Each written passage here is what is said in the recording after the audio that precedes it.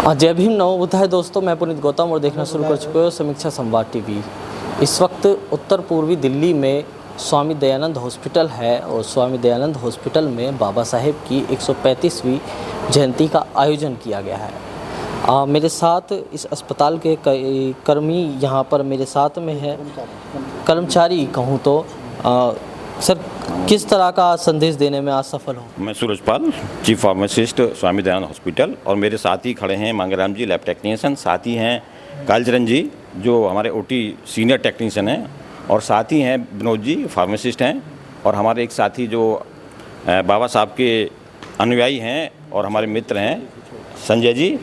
हाँ, बताइए क्या संदेश देने में आज सफल हो पाया आज?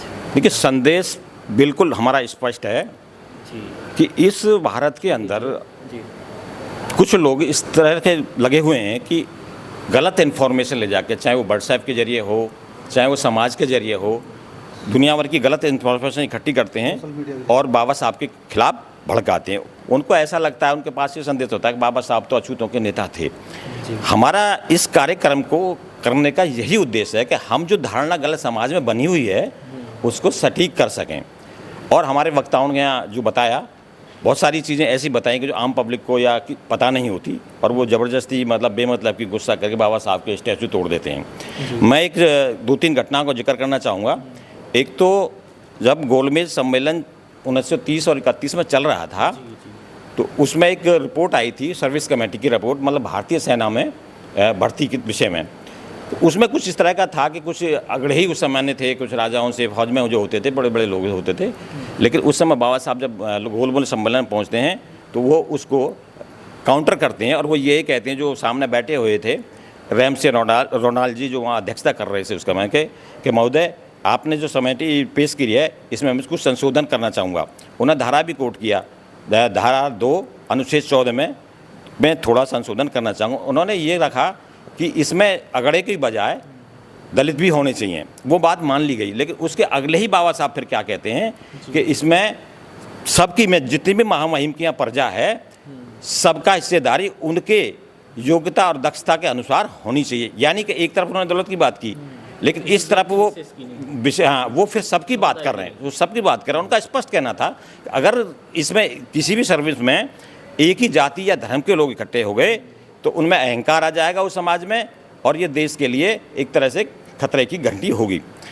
और बाबा साहब ने ऐसे बहुत से काम किए कि जो एक दलित के नहीं होके और सबके लिए थे। तो इसलिए हम ये कहना चाहेंगे कि हमारा उद्देश्य ये है कि Baba Saheb was not leader of Dalit, Baba Saheb was the क्या नाम है, leader of India, leader of world.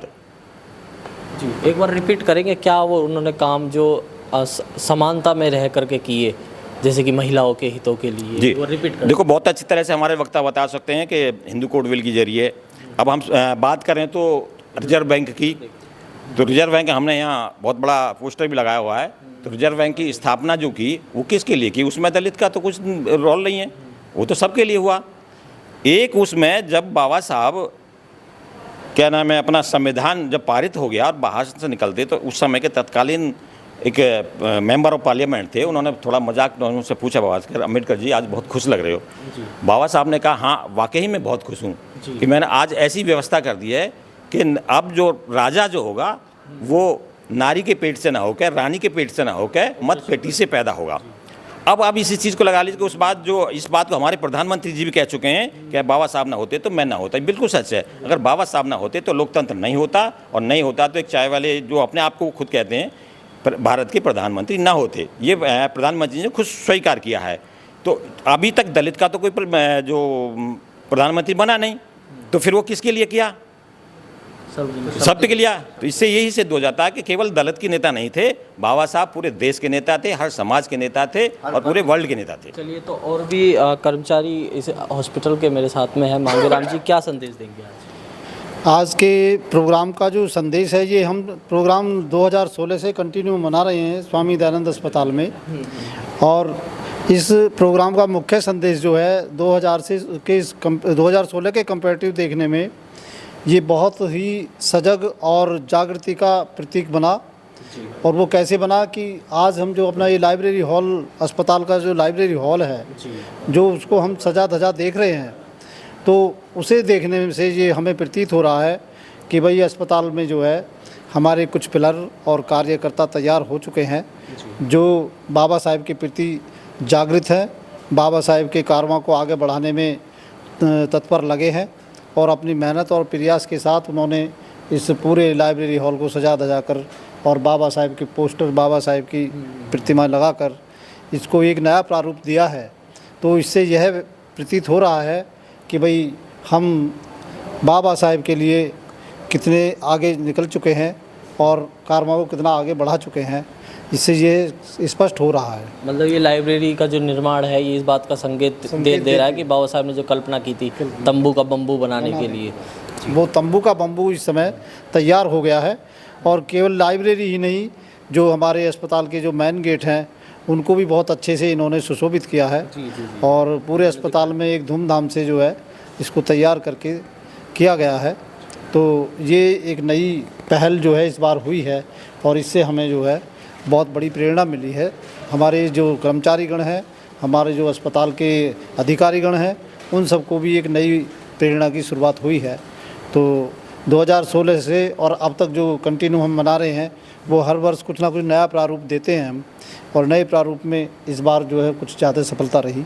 अब आगे कैसे कैसे ये हमारे जो कर्मचारीगण हैं इसको कैसे कैसे इसको फलीभूत करेंगे और इसको आगे कैसे पौधे को जो है कैसे आगे डेवलप करेंगे, ये एक नई चीज़ देखने वाली हमें मिल रही है। तो इससे पता लग रहा है कि यदि अब पौधे में शाखाएं चलनी शुरू हुई हैं तो फल भी आएगा और वो फल हमें लाभ देगा, हमें ही नहीं पूरे अस्पताल को, और जितने भी हमारे कर्मचारीगण हैं, जितने भी हमारे अधिकारीगण हैं, जितनी भी उनकी आने वाली जनरेशन है, उन सबको प्रेरणा और एक लाभ मिलेगा। चलिए, तो प्रेरणा और लाभ मिलेगा। अभी मैं और भी तमाम लोगों से आपको मिलाऊंगा। सर, क्या संदेश देंगे यार? ये संदेश बहुत बढ़िया है। हम लोग एकजुट हो गए, सब जो मनाए हम लोग, और ये एक जात नहीं आई, इस जो है इस जो समारोह हुआ इसमें हर जात के लोग आए, अभी सभी वर्ग के लोग आए और सब ने अपने अपने विचार रखा, अच्छा रहा। और हम चाहते हैं कि भेदभाव से दूर हटें और बच्चों को पढ़ाएं लिखाएं, शिक्षा चाहे किसी भी कास्ट का हो, चाहे किसी भी वर्ग का हो, वो आगे अपने बच्चों को पढ़ाएं और शिक्षा दें। हमारा यही उद्देश्य है और यही हमारा कर्तव्य है कि सबको हम एक साथ लेकर चलें। सभी देशवासियों को बाबा साहब डॉक्टर भीमराव अम्बेडकर की जन्मोत्सव की हर शुभकामनाएं देना चाहता हूं। और जो बाबा साहब ने हमें जिस रास्ते पे चलने के लिए जो मेहनत उन्होंने हमें करके आगे बढ़ाने का काम किया है, मैं चाहूँगा कि सभी लोग बाबा साहब के बताए हुए रास्ते पर चले, शिक्षा का प्रचार करें और समानता की ओर सभी लोग बढ़ेंगे तो देश और दुनिया की तरक्की होगी। इसी अस्पताल के कर्मचारी मेरे साथ है जिनका नाम है मनु गौतम। मनु गौतम जी, स्वागत है आपका समीक्षा संवाद में।